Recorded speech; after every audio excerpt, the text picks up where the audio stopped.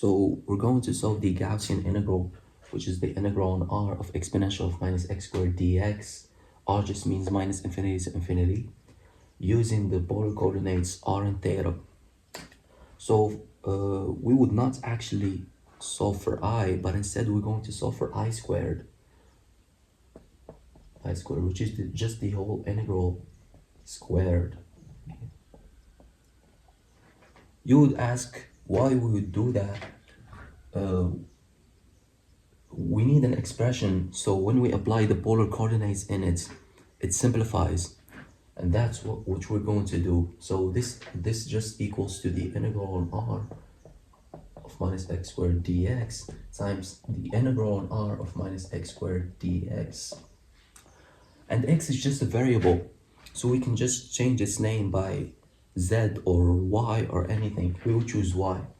So this equals to the integral on r of the exponential of minus x squared dx times another integral on r of the exponential of minus y squared dy. Yeah, and this is the product of two independent integrals. We have two different variables in here, so we can just smash them together and we would get the double integral on r of exponential of minus x squared. So the product of exponentials is just the sum of exponents, which just gave us minus x squared minus y squared dx dy.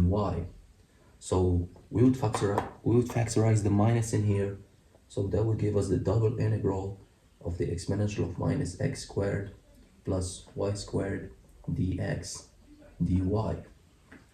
So as you can see in this expression, when we will apply the polar coordinates, it will actually simplify.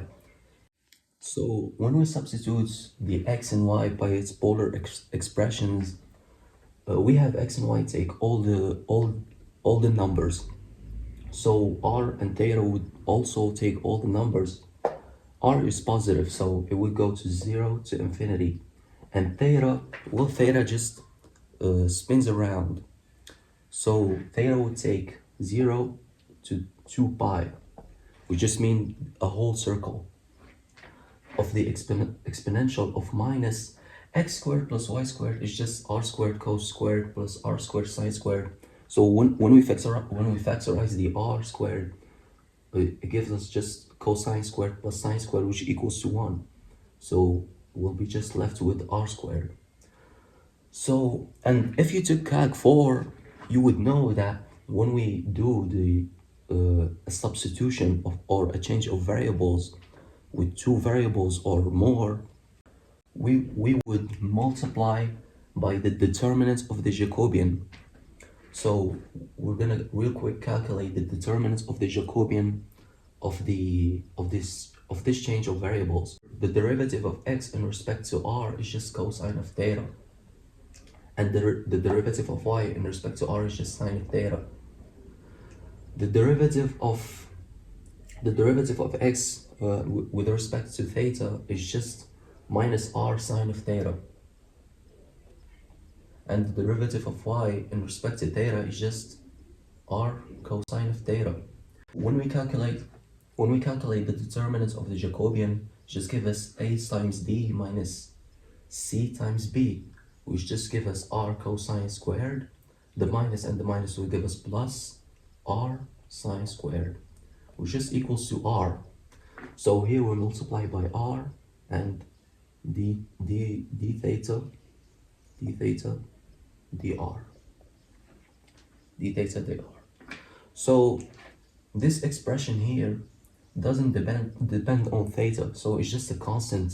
So we just get it out of the first integral, and we're just gonna be left with exponential of minus r squared times r of the integral 2 pi of 1 d theta dr. So as I said, we know this integral. It will just give us 2 pi. So we're gonna be left with the integral of 0 to infinity of 2 pi exponential of minus x squared times r dr. And this, so if we get the pi out, it will give us pi times the integral of 0 to infinity of 2r exponential minus r squared dr. So we can see here that this right here is almost the derivative of the exponents. It just misses the minus. So if we multiply by minus here and minus here, we know the integral of this is just equals to minus pi exponential of minus r squared evaluated from 0 to infinity, which give us just minus pi times, well, exponential of minus infinity is just 0, so times 0 minus minus pi, which give us plus pi. Exponential of 0 is just 1, so it would just give us pi. So remember, at first we were solving for I squared, and we found it's pi, which means that I just equals to the square root of pi. Those were the steps to solve the Gaussian integral using the polar coordinate system. And this integral is actually very useful. We use it especially in probability, because that function, the exponential of minus x squared, is actually the function that draws the graph of the normal distribution. So yeah, so thank you very much for watching.